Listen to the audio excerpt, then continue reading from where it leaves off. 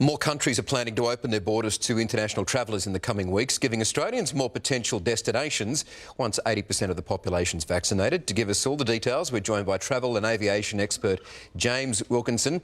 Wilco, good evening to you. So, the Biden administration, it's set to open American borders in November. That is interesting.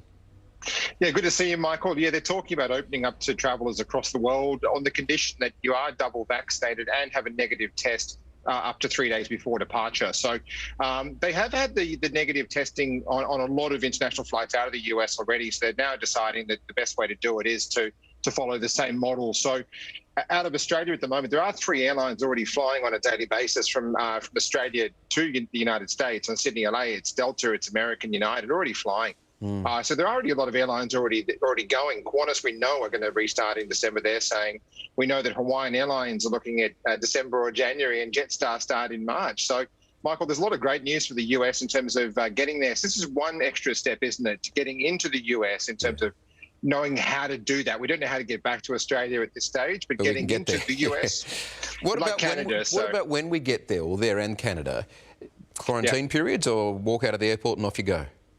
Walk out of the airport and off you go, Michael. Not even testing at all. So we know with Singapore what's going on with the testing before you get there, when you get there, and several days later.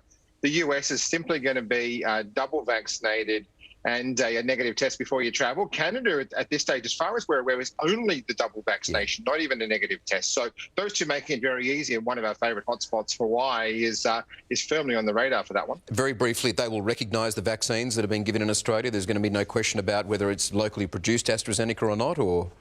At this stage, we know they'll have a list of approved vaccines and where they've been taken at the moment. So that comes down, I guess, to where you've had it. If you haven't had it in Australia, obviously there's a few more questions being raised. But Canada will recognise the AZ, the Moderna, and obviously the Pfizer jabs. Now, our neighbours in Bali, they're also set to reopen to overseas visitors.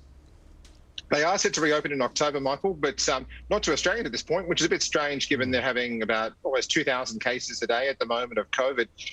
Only some 20% of the population is actually fully vaccinated. So I'm not sure who's going to be jumping on a plane going to Bali and at this point in time, Michael, but it is a very different scenario, isn't it, to what you'll find in California, what you'll find in Hawaii, or what you'll find in Fiji. So I think Indonesia might be one of the later ones to come on, just given the pure numbers of it and how long it is taking to get through a population of some 200 and something million that need to get vaccinated. Look, they're on their knees, so I can understand them wanting to reopen there, but I don't think we'll be rushing there just yet.